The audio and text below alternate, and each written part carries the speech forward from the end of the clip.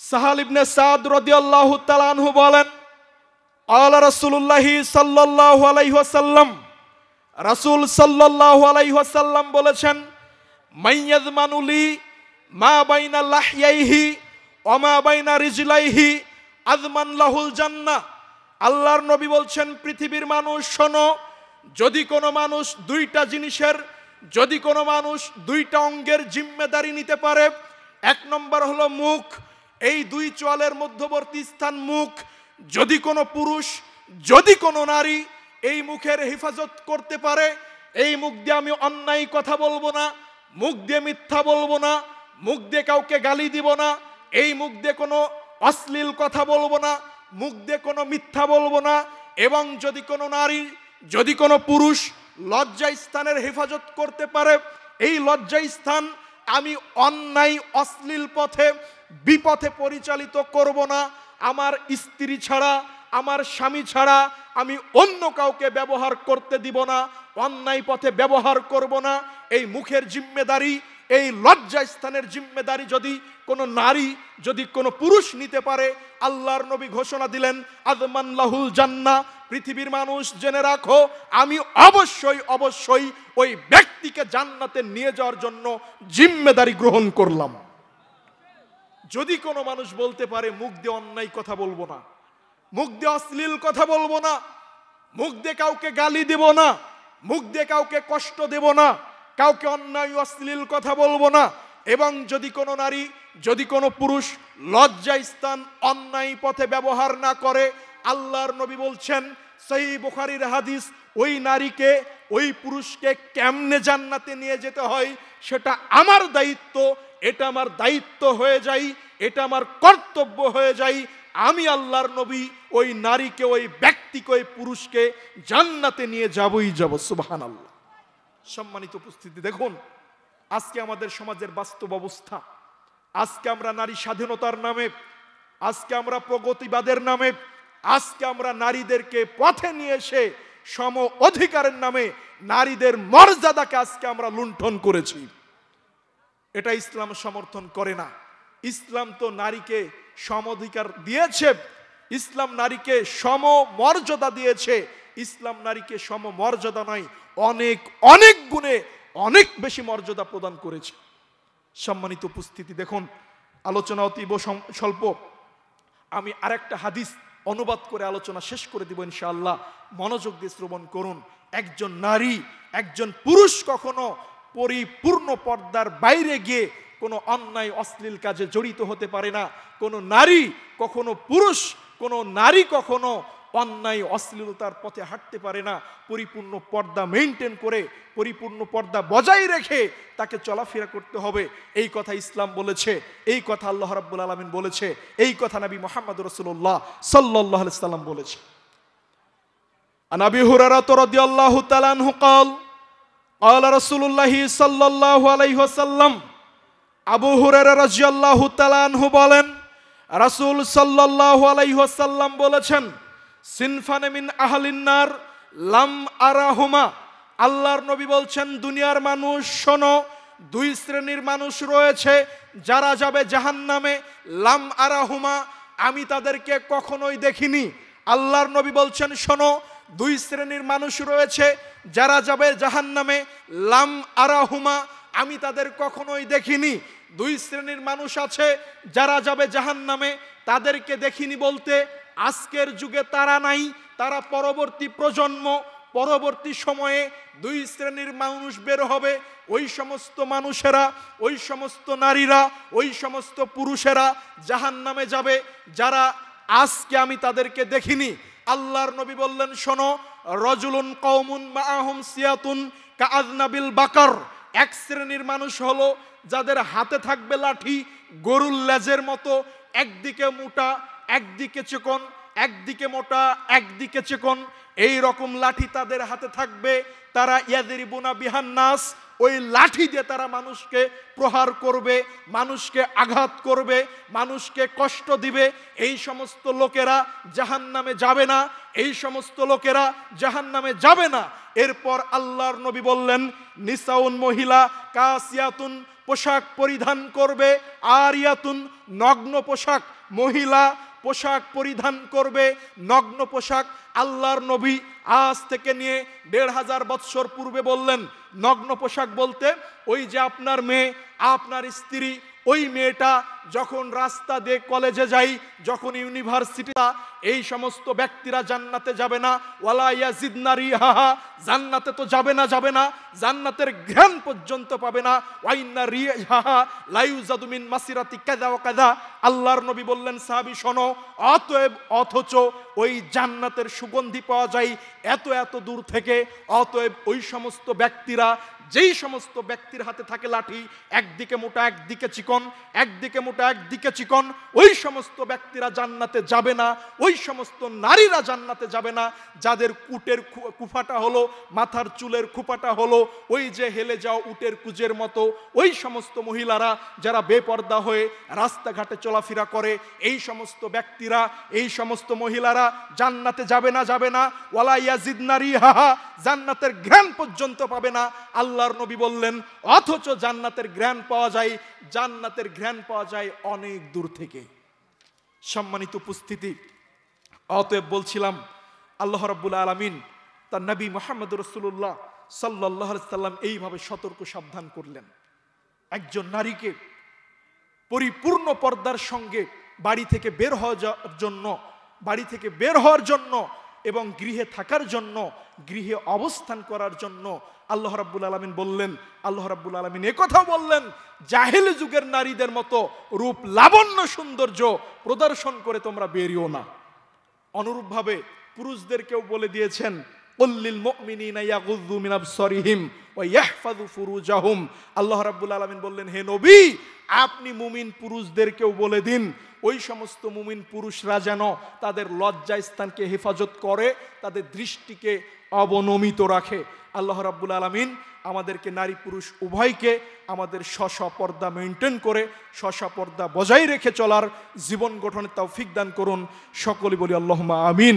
আল্লাহ রাব্বুল আলামিন এই তৌফিক আমাদের দান করুন। আমাদের মা বোনদের এই নগ্নতা, এই স্টার জলসা, এই স্টার প্লাস, এই জি বাংলা, এই সমস্ত অন্যায় অশ্লীল, এই সমস্ত অসভ্য চ্যানেলগুলো থেকে বের হয়ে এসে পরিপূর্ণ ইসলামের মধ্যে দাখিল হওয়ার তৌফিক দান করুন। আল্লাহুম্মা আমিন।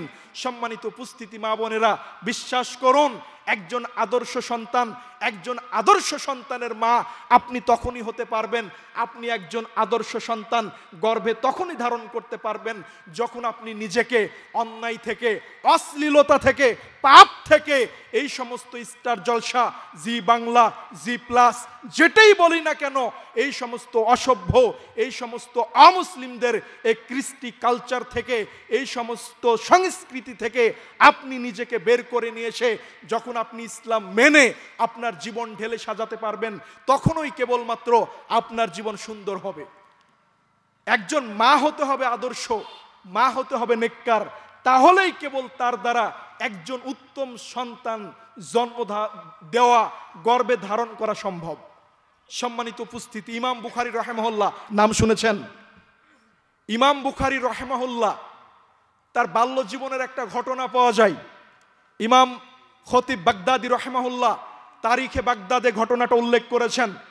অত্র ঘটনাটা শ্রদ্ধেয় বড় ভাই তার লিখিত মিন্নাতুল বাড়ির মধ্যেও পাবেন। সেখানে বলা হচ্ছে একটা ঘটনা যে ইমাম বুখারী রাহিমাহুল্লাহ তিনবার বাল্য অবস্থায় অন্ধ হয়ে গিয়েছিলেন। কয়বার? 3 বার। তো এই মতো অবস্থায় তার মা দোয়া করলেন যে আল্লাহ, আপনি আমার সন্তানের দৃষ্টিশক্তি ফিরিয়ে দিন, আপনি আমার সন্তানের দৃষ্টিশক্তি পরিপূর্ণরূপে ফিরিয়ে দিন। এই দোয়া করার পরে ঘটনাতে তিনি উল্লেখ করেছেন যে স্বয়ং ইব্রাহিম আলাইহিস সালাম স্বপ্ন যোগে এসে ইমাম বুখারী রাহিমাহুল্লাহর মায়ের নিকটে এসে বলছেন, শোনো, তোমার অত্যাধিক ক্রন্দন করার কারণে, তোমার অত্যাধিক কান্নাকাটি করার কারণে, তোমার আল্লাহ ভীরুতার কারণে, তোমার আল্লাহর নিকট সাহায্য কামনা করার কারণে আল্লাহ রাব্বুল আলামিন তোমার সন্তানের দৃষ্টিশক্তি ফিরিয়ে দিয়েছেন। সুবহানাল্লাহ। তো কেমন মা, যেই মা দোয়া করেছেন সন্তানের জন্য, আল্লাহ আপনি আমার সন্তানের দৃষ্টিশক্তি ফিরিয়ে দিন। একজন নবীর মাধ্যমে একজন বিশিষ্ট একজন নবীর মাধ্যমে আল্লাহ সংবাদ পাঠিয়ে দিলেন যে যাও তুমি সুসংবাদ দিয়ে দাও যে আমি আল্লাহ তার সন্তানের দৃষ্টিশক্তিকে ফিরিয়ে দিলাম। তো মা যদি হয় এরকম, মা যদি হয় এই রকম, তাহলে সেই মায়ের গর্ভ থেকে এই রকম আদর্শ সন্তান জন্মগ্রহণ করা সম্ভব। অতএব সন্তানকে যদি আপনি এই আদর্শ শিক্ষা দিতে চান, আদর্শ সন্তান, আদর্শ নাগরিক হিসেবে গড়ে তুলতে চান, তাহলে অতএব একজন মাকে আদর্শবান মা হিসেবে পরিণত হতে হবে, নিজেকে গড়িয়ে তুলতে হবে। আল্লাহ রাব্বুল আলামিন তৌফিক দান করুন, আল্লাহুম্মা আমিন। আলোচনার প্রারম্ভে যে বিষয়টা না বললেই না, আমরা সাধারণত ওয়াজ মাহফিল বা তাফসিরুল কুরআন মাহফিল বলতে যেটা বুঝে থাকি, ওয়াজ মাহফিল বলতে আমরা মনে করেছি বা তাফসিরুল কুরআন বলতে আমরা মনে করেছি সুন্দর সামিয়ানার মধ্য দিয়ে বক্তা অত্যন্ত সুন্দর লেবাস পোশাক পরিধান করে আমাদের সামনে উপস্থিত হবেন, একবার হাসাবেন, একবার কান্না করাবেন, একবার কৌতুক করবেন, কোনো কোনো সময় লাফালাফি করবেন এবং কখনো আমাদের এন্টারটেইনমেন্ট বিনোদন দিবেন। এর নাম হলো মূলত ওয়াজ মাহফিল বা তাফসিরুল কুরআন মাহফিল। ওয়াজ মাহফিল বলতে মূলত এটা নয়, তাফসিরুল কুরআন মাহফিল মূলত এটা নয় যেটা আপনি আমি বুঝেছি। ওয়াজ মাহফিল মূলত আরবি শব্দ ওয়াজুন থেকে এসেছে, যেটার অর্থ হলো উপদেশ। ওয়াজ মানে হলো উপদেশ। তো যিনারা আলোচক উপস্থিত রয়েছেন তিনারা এসেছেন আপনাদের উপদেশ দেওয়ার জন্য, আর আপনারা যারা একত্রিত হয়েছেন আলোচনা শ্রবণের জন্য, আপনারা এসেছেন উপদেশ নেওয়ার জন্য। তো আলোচক আলোচনা করবেন, তিনি উপদেশ দিবেন। তো তিনি কি থেকে উপদেশ দিবেন? তিনি নিজস্ব ইচ্ছায়, তার যেটা মন চাই, তার নিজস্ব চাহিদা অনুপাতে আপনাদের সামনে উপদেশ দিবেন। নিজের পক্ষ থেকে কোনো কথা বলবেন, এই অনুমতি ইসলাম কোনো আলোচককে দেয় নাই। উপদেশ কি থেকে দিবেন আর উপদেশ কি থেকে নিবেন আল্লাহ রাব্বুল আলামিন বলে দিয়েছেন। পবিত্র কুরআন সূরা কমর সূরা নম্বর 54 আয়াত নম্বর 17, আয়াত নম্বর 32, আয়াত নম্বর 22, আয়াত নম্বর 40, পরপর 4 জায়গায় আল্লাহ রাব্বুল আলামিন বলছেন ওয়ালাকাদ ইয়াসসারনাল কুরআনা লিযিকরি ফাহাল মিন মুদ্দাকির। আল্লাহ বলছেন আমি তোমাদের জন্য এই কুরআনকে সহজ করে অবতীর্ণ করেছি, আছো কি কোনো মানুষ এই কুরআন থেকে উপদেশ নিতে চাও? তো উপদেশ কি থেকে নেবেন? কুরআন থেকে। আর যিনি উপদেশ দিবেন তিনি উপদেশ কি থেকে দিবেন? কুরআনের আলোকে। আল্লাহ রাব্বুল আলামিন নবী মুহাম্মদ রাসূলুল্লাহ সাল্লাল্লাহু আলাইহি ওয়াসাল্লামকে সতর্ক সাবধান করে বলছেন, ইয়া আইয়ুহার রাসূল, হে রাসূল, বাল্লিগ মা উনজিলা ইলাইকা মির রাব্বিক, আপনি তাবলীগ করুন, আপনি মানুষকে দাওয়াত প্রদান করুন, আপনি মানুষের নিকট উপদেশ প্রদান করুন যেটা আপনার প্রতিপালকের পক্ষ থেকে আপনার উপর অবতীর্ণ করা হয়েছে। আল্লাহ রাসূলের উপর কি অবতীর্ণ করা হয়েছে? কুরআন। এই কুরআন আল্লাহ রাসূলের উপর অবতীর্ণ করা হয়েছে। আল্লাহ বলছেন এই কুরআন থেকে আপনি মানুষকে উপদেশ প্রদান করুন। সম্মানিত উপস্থিতি, আজকে দেখুন, আজকে লক্ষ টাকা দিয়ে বক্তা নিয়ে এসেছেন, 40,000 টাকা দিয়ে, 50,000 টাকা দিয়ে বক্তা নিয়ে এসেছেন। এই বক্তার আলোচনায় লক্ষ লক্ষ শ্রোতা উপস্থিত হয়। অতএব এই শ্রোতাগুলো ঈমান হারা হয়ে এই তাফসীর কুরআন থেকে, এই ওয়াজ মাহফিল থেকে ফিরে যায়। আপনি দেখুন, কিছুদিন আগে আলোচনা ভাইরাল হয়েছে, আপনারা শুনেছেন, আল্লাহর ধন রাসূল রে দিয়া আল্লাহ রাব্বুল আলামিন গেছেন গায়েব হইয়া, বলেছে কি বলে নাই? রাসূলের ধন খাজা পাইয়া শুইয়া আছে আজমিরে, কেউ ফিরে না খালি হাতে, খাজারে তোর দরবারে, নাউজুবিল্লাহ। এই কথা বললে ঈমান থাকে? আল্লাহর ধন আল্লাহ রাসূলরে দিয়া আল্লাহ গেছেন গায়েব হইয়া, মানে আল্লাহর কাছে আর কিছু নাই। তো আল্লাহর ধন রাসূলরে দিয়েছেন, এবার রাসূলের ধন কে পেয়েছেন? খাজা পাইছে, মানে আল্লাহর কাছেও কিছু নাই, আল্লাহর রাসূলের কাছে কিছু নাই, যা কিছু আছে কার কাছে? খাজার কাছে, নাউজুবিল্লাহ। তো একজন আলোচক, একজন আন্তর্জাতিক খ্যাতিসম্পন্ন তথাকথিত মুফাসসিরে কুরআন যদি এই সমস্ত কথা বলে, আর লক্ষ লক্ষ জনতা যদি যতই চিৎকার করে ঠিক বলুক না কেন, এই মাহফিল থেকে কোশ্চিন কালেও কোনো মানুষ ঈমান নিয়ে ফিরে যেতে পারবে না।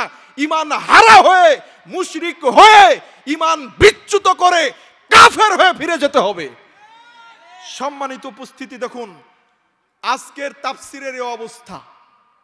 কোরআনের কথা বলা হয়, হাদিসের দলিল ভিত্তিক কথা বলা হয়, সেখানে আজকে শ্রোতা মণ্ডলীর উপস্থিতি খুবই সামান্য। অথচ এই রকম একটা মাজলিস, যেইখানে আল্লাহর কোরআনের কথা বলা হয়, যেইখানে হাদিস থেকে কথা বলা হয়, এই রকম একটা মাজলিসের দাম আল্লাহর নিকট কত বেশি, আল্লাহর নিকট কত বেশি।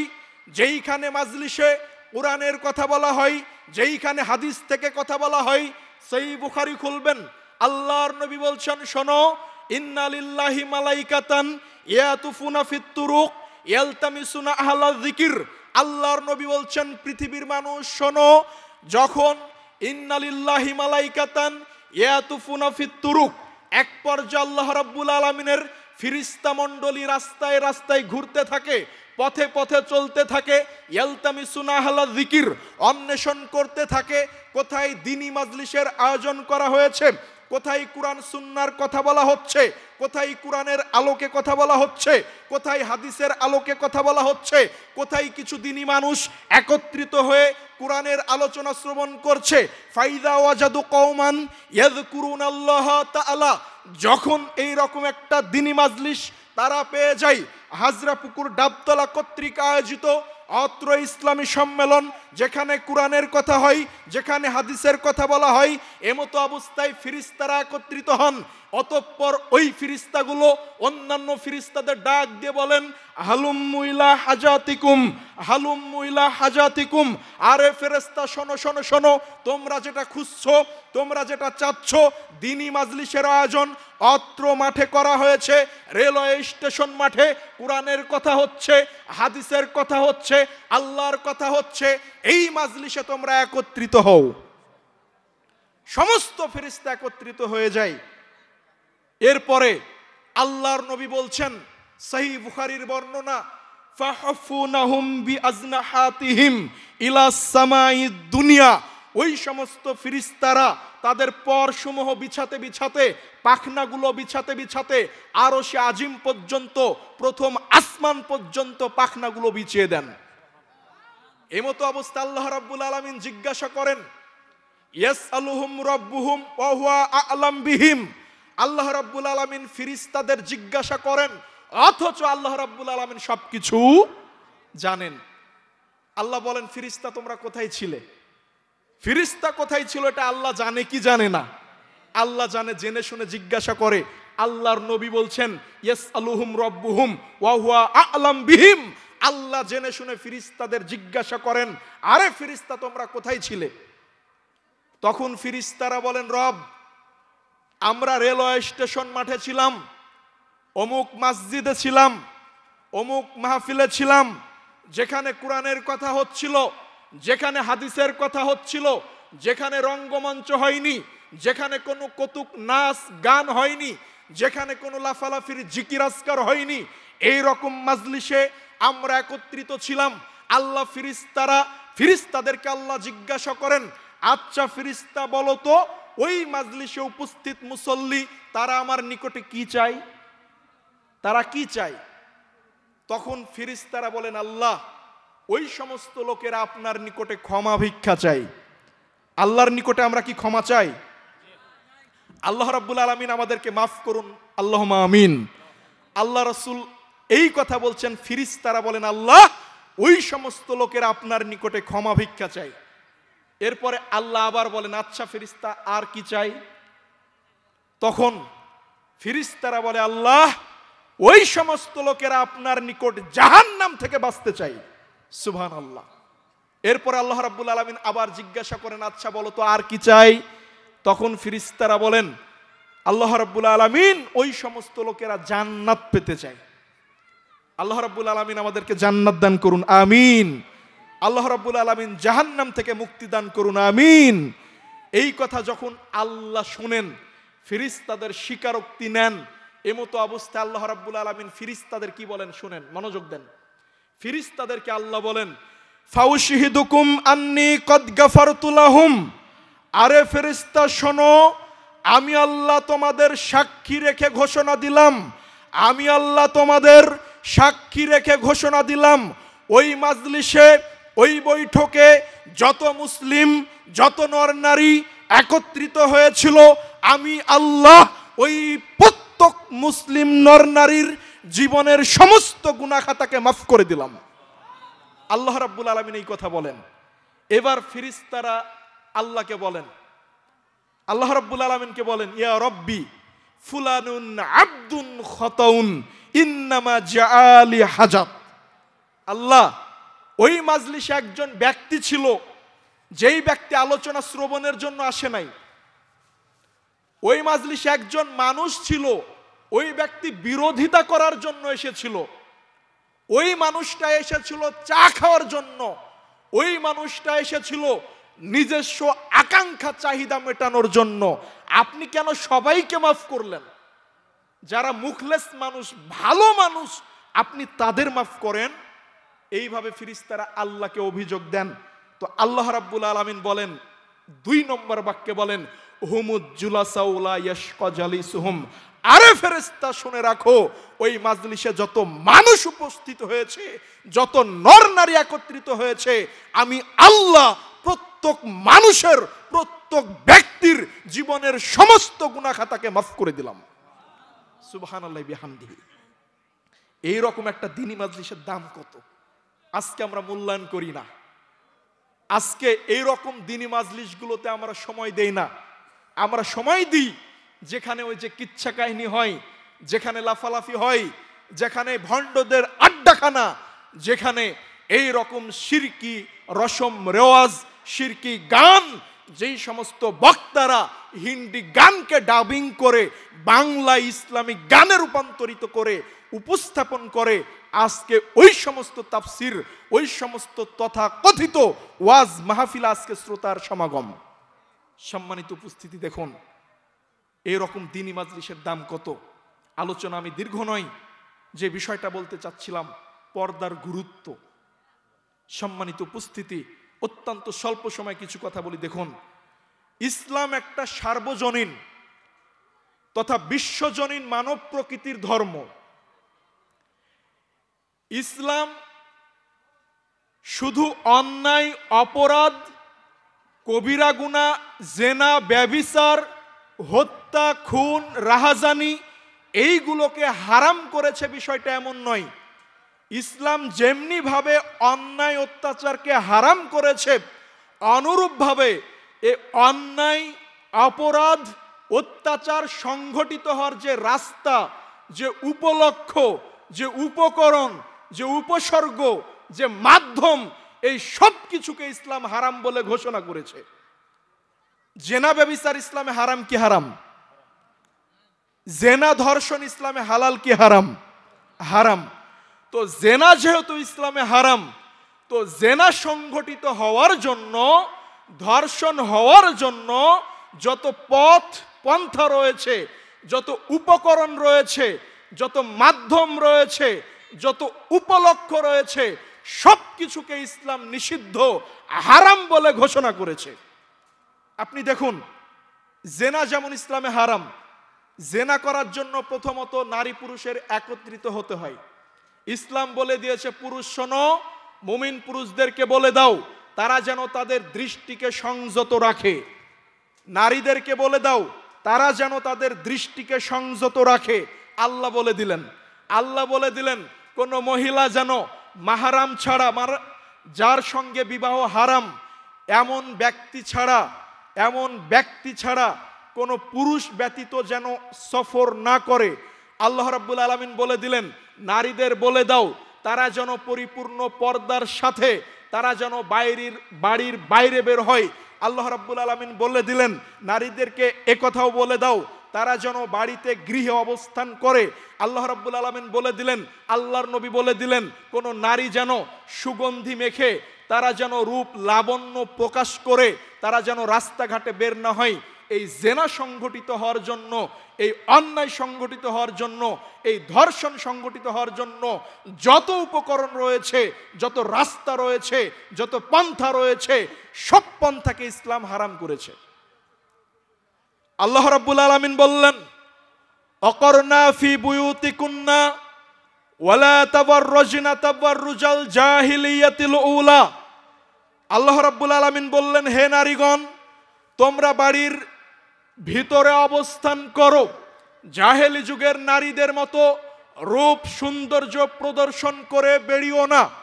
আল্লাহ রাব্বুল আলামিন বলে দিলেন জাহেলি যুগের নারীরা যেমনি ভাবে তাদের রূপ সৌন্দর্য প্রদর্শন করত, রাস্তাঘাটে রূপ সৌন্দর্য নিয়ে বেপর্দা হয়ে বের হতো, ওই সমস্ত জাহেলি নারীদের মতো তোমরা রাস্তাঘাটে বের হও না। এই কথা আল্লাহ রাব্বুল আলামিন বলে দিলেন। অত্র আয়াতে তাফসীর করতে গিয়ে রুহুল মাআনি তাফসীরের মধ্যে আল্লামা আলুসি রাহিমাহুল্লাহ বলছেন আনতাবদিআ মিন মাহাসিনিহা মা ইয়াজিবু আলাইয়া সাতরাহ, যেই সমস্ত অঙ্গ প্রত্যঙ্গ একজন নারীর জন্য ঢেকে রাখা আবশ্যক, ওই সমস্ত অঙ্গ প্রত্যঙ্গ উন্মুক্ত করে রাস্তাঘাটে বের হওয়াটাই হলো তাবাররুজ, যেটা জাহিলিয়াতের অন্তর্ভুক্ত। কোন নারী কখনো বেপর্দা হয়ে জাহেলি যুগের নারীদের মতো রূপ সৌন্দর্য প্রদর্শন করে রাস্তাঘাটে বের হতে পারে না, আল্লাহ রাব্বুল আলামিন বলে দিলেন। শুধু এখানেই শেষ নয়, আপনি দেখুন একজন নারী যদি অপর পুরুষের সঙ্গে অপর পুরুষকে আকৃষ্ট করতে চায়, সেই উপকরণ পন্থাগুলো ইসলাম হারাম করে দিয়েছে, ইসলাম নিষেধ করে দিয়েছে।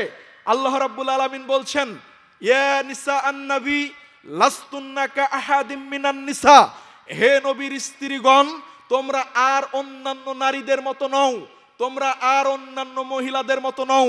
ইনিত্তাকাইতুন্না ফালা তাখযানা বিল কওল, যদি তোমরা আল্লাহ ভীরুতা অবলম্বন করতে চাও, যদি তোমরা আল্লাহকে ভয় করতে চাও, যদি তোমরা পরহেজগারিতা অবলম্বন করতে চাও, তাহলে তোমরা মোলায়েম এবং কোমল স্বরে, মোলায়েম স্বরে, নরম স্বরে কোনো পরপুরুষের সঙ্গে, বেগানা পুরুষের সঙ্গে কথা বলিও না।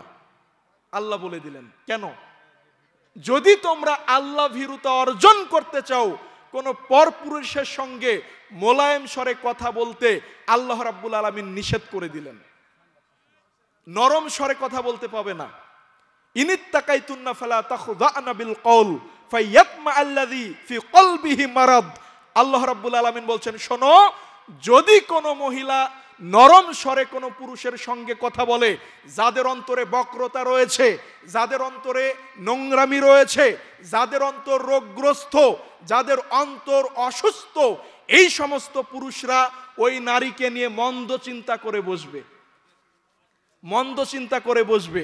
এই জন্য আল্লাহ নিষেধ করে দিলেন যদি তাকে অবলম্বন করতে চাও, তাহলে কোনো পুরুষের সঙ্গে কোমল এবং মোলায়েম স্বরে কথা বলিও না। আপনার ফোনটা রিং হচ্ছে, আপনার স্ত্রী হোক, আপনার মেয়ে হোক, আপনার বোন হোক, ফোনটা রিসিভ করে যদি বলে আসসালামু আলাইকুম, জি ভাইয়া বলেন কি সমস্যা, ভাইয়া আমি তো অনেক দিন থেকে আপনাকে মিস করছি, বলেন কি বলতে চান, আমাকেই বলেন। যদি এইভাবে বলেন যে ভাইয়া আপনাকে মিস করছিলাম অনেক দিন থেকে, আপনি তো ভুলেই গেছেন ফোন দেন না, তাহলে ওই পুরুষ মানুষ চাইবে যে ইনাকে আমি আবার ফোন দিই, বলবে কি বলবে না? বলবে। তো ইসলাম বলে দিয়েছে, আল্লাহ বলে দিয়েছে এইভাবে কোমল স্বরে, এইভাবে মোলায়েম স্বরে কথা বলিও না। কিভাবে বলো? অকুলনা কাওলাম মারুফা, সঙ্গত কথা বলো।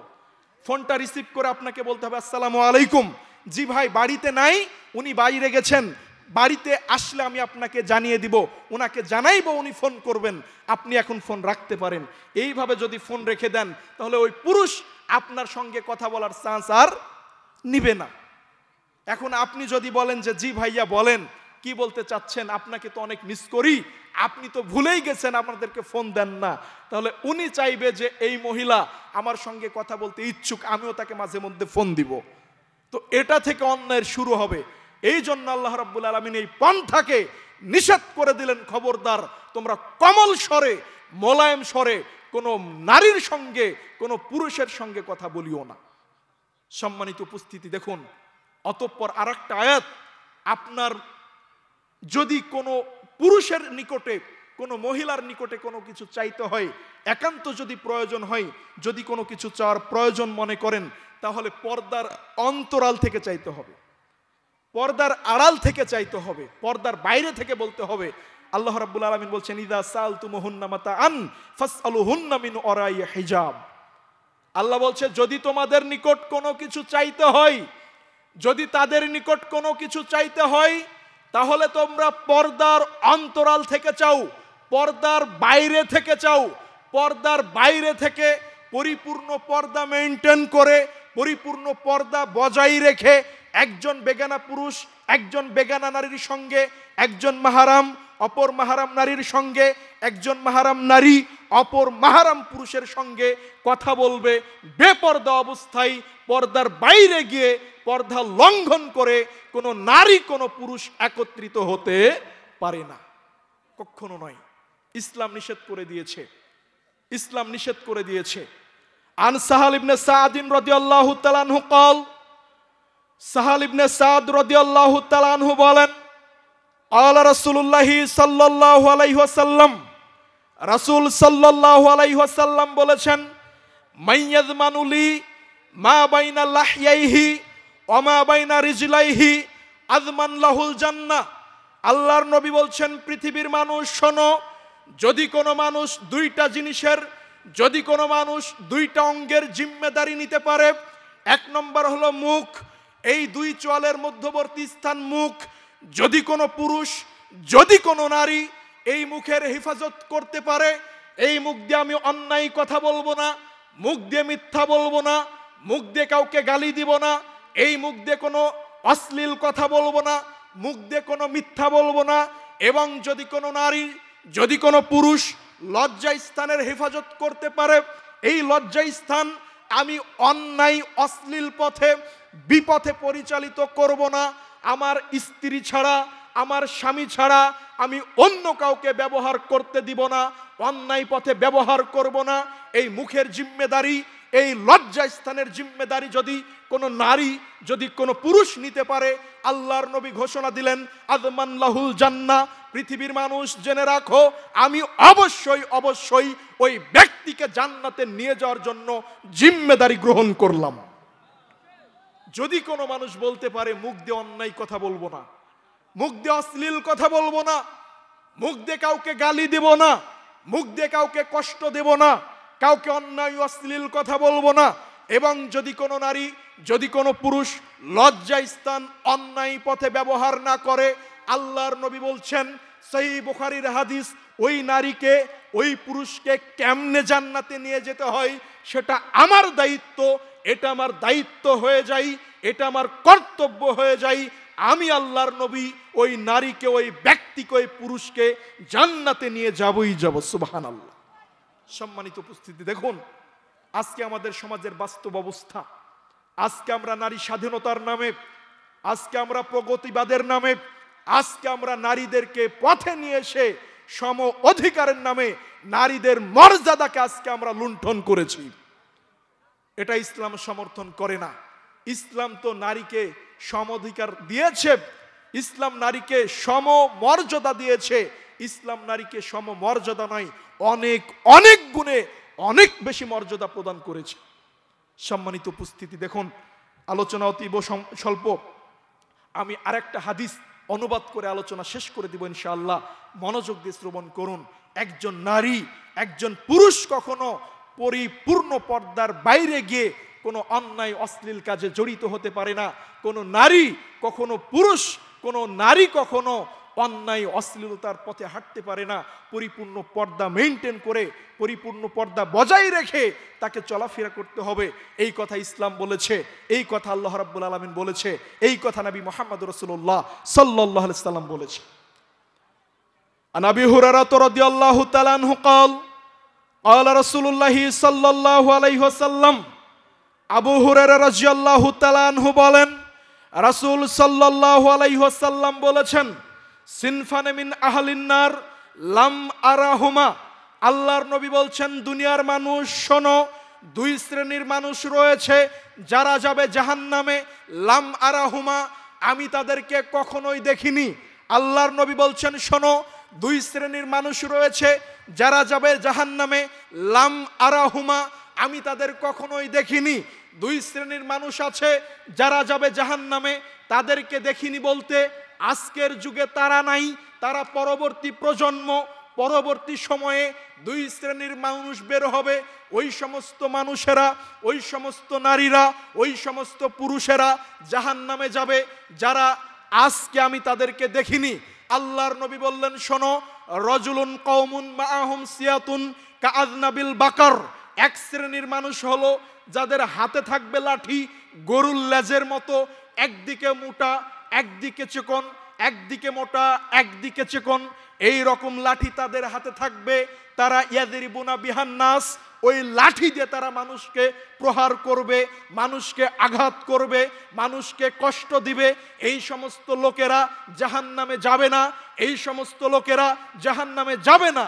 এরপর আল্লাহর নবী বললেন, নিসাউন, মহিলা, কাসিয়াতুন, পোশাক পরিধান করবে, আরিয়াতুন, নগ্ন পোশাক, মহিলা পোশাক পরিধান করবে, নগ্ন পোশাক।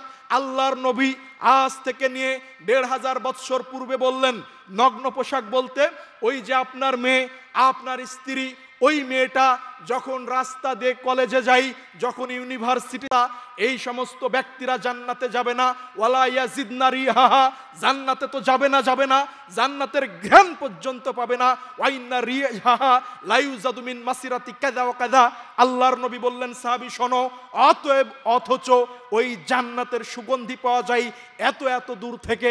অতএব ওই সমস্ত ব্যক্তিরা, যেই সমস্ত ব্যক্তির হাতে থাকে লাঠি, একদিকে মোটা একদিকে চিকন, একদিকে মোটা একদিকে চিকন, ওই সমস্ত ব্যক্তিরা জান্নাতে যাবে না। ওই সমস্ত নারীরা জান্নাতে যাবে না যাদের কুটের কুফাটা হলো, মাথার চুলের খুপাটা হলো ওই যে হেলে যাও উটের কুজের মতো। ওই সমস্ত মহিলারা যারা বেপর্দা হয়ে রাস্তাঘাটে চলাফেরা করে, এই সমস্ত ব্যক্তিরা, এই সমস্ত মহিলারা জান্নাতে যাবে না, যাবে না। ওয়ালা ইয়াজিদনা রিহাহা, জান্নাতের ঘ্রাণ পর্যন্ত পাবে না। আল্লাহর নবী বললেন, অথচ জান্নাতের ঘ্রাণ পাওয়া যায়, জান্নাতের ঘ্রাণ পাওয়া যায় অনেক দূর থেকে। সম্মানিত উপস্থিতি, অতএব বলছিলাম, আল্লাহ রাব্বুল আলামিন তার নবী মুহাম্মদ রাসূলুল্লাহ সাল্লাল্লাহু আলাইহি সাল্লাম এইভাবে সতর্ক সাবধান করলেন, একজন নারীকে পরিপূর্ণ পর্দার সঙ্গে বাড়ি থেকে বের হওয়ার জন্য, বাড়ি থেকে বের হওয়ার জন্য এবং গৃহে থাকার জন্য, গৃহে অবস্থান করার জন্য আল্লাহ রাব্বুল আলামিন বললেন। আল্লাহ রাব্বুল আলামিন একথাও বললেন, জাহেল যুগের নারীদের মতো রূপ লাবণ্য সৌন্দর্য প্রদর্শন করে তোমরা বেরিও না। অনুরূপভাবে পুরুষদেরকেও বলে দিয়েছেন, কুল্লিল মুমিনিনা ইয়াগুযু মিন আবসারিহিম ওয়া ইয়াহফাযু ফুরুজাহুম। আল্লাহ রাব্বুল আলামিন বললেন, হে নবী, আপনি মুমিন পুরুষদেরকেও বলে দিন, ওই সমস্ত মুমিন পুরুষরা যেন তাদের লজ্জা স্থানকে হেফাজত করে, তাদের দৃষ্টিকে অবনমিত রাখে। আল্লাহ রাব্বুল আলামিন আমাদেরকে নারী পুরুষ উভয়কে আমাদের স্ব পর্দা মেনটেন করে, স্ব পর্দা বজায় রেখে চলার জীবন গঠনের তৌফিক দান করুন। সকলে বলি আল্লাহুম্মা আমিন। আল্লাহ রাব্বুল আলামিন এই তৌফিক আমাদের দান করুন। আমাদের মা বোনদের এই নগ্নতা, এই স্টার জলসা, এই স্টার প্লাস, এই জি বাংলা, এই সমস্ত অন্যায় অশ্লীল, এই সমস্ত অসভ্য চ্যানেলগুলো থেকে বের হয়ে এসে পরিপূর্ণ ইসলামের মধ্যে দাখিল হওয়ার তৌফিক দান করুন। আল্লাহুম্মা আমিন। সম্মানিত উপস্থিতি মা বোনেরা, বিশ্বাস করুন একজন আদর্শ সন্তানের মা আপনি তখনই হতে পারবেন, আপনি একজন আদর্শ সন্তান গর্ভে তখনই ধারণ করতে পারবেন যখন আপনি নিজেকে অন্যায় থেকে, অশ্লীলতা থেকে, পাপ থেকে, এই সমস্ত স্টার জলসা, জি বাংলা, জি প্লাস যেটাই বলি না কেন, এই সমস্ত অসভ্য, এই সমস্ত অমুসলিমদের এই কৃষ্টি কালচার থেকে, এই সমস্ত সংস্কৃতি থেকে আপনি নিজেকে বের করে নিয়ে এসে যখন আপনি ইসলাম মেনে আপনার জীবন ঢেলে সাজাতে পারবেন, তখনই কেবলমাত্র আপনার জীবন সুন্দর হবে।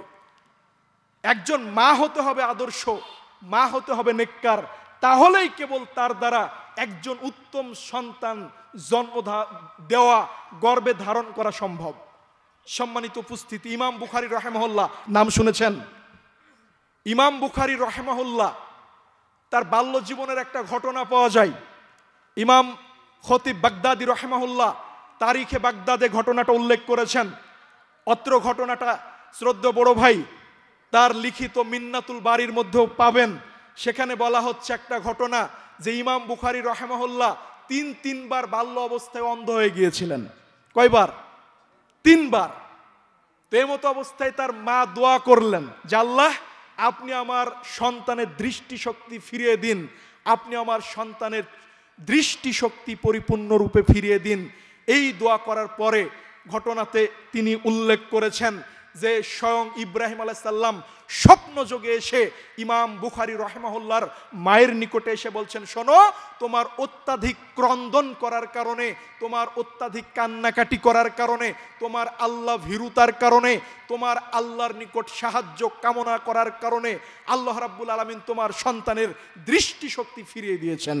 সুবহানাল্লাহ। তো কেমন মা, যেই মা দোয়া করেছেন সন্তানের জন্য, আল্লাহ আপনি আমার সন্তানের দৃষ্টিশক্তি ফিরিয়ে দিন। তো একজন নবীর মাধ্যমে, একজন বিশিষ্ট একজন নবীর মাধ্যমে আল্লাহ সংবাদ পাঠিয়ে দিলেন যে যাও তুমি সুসংবাদ দিয়ে দাও যে আমি আল্লাহ তার সন্তানের দৃষ্টিশক্তিকে ফিরিয়ে দিলাম। তো মা যদি হয় এরকম, মা যদি হতে হয় এই রকম, তাহলে সেই মায়ের গর্ভ থেকে এই রকম আদর্শ সন্তান জন্মগ্রহণ করা সম্ভব। অতএব সন্তানকে যদি আপনি এই আদর্শ শিক্ষা দিতে চান, আদর্শ সন্তান, আদর্শ নাগরিক হিসেবে গড়ে তুলতে চান, তাহলে অতএব একজন মাকে আদর্শবান মা হিসেবে পরিণত হতে হবে, নিজেকে গড়িয়ে তুলতে হবে। আল্লাহ রাব্বুল আলামিন তৌফিক দান করুন, আল্লাহুম্মা আমিন। এইখানে আমার আলোচনা শেষ করছি। সুবহানাকা আল্লাহুম্মা বিহামদিক, আশহাদু আল্লা ইলাহা ইল্লা আনতা আস্তাগফিরুকা ওয়া আতুবু ইলাইক। আসসালামু আলাইকুম ওয়া রাহমাতুল্লাহি ওয়া বারাকাতুহু।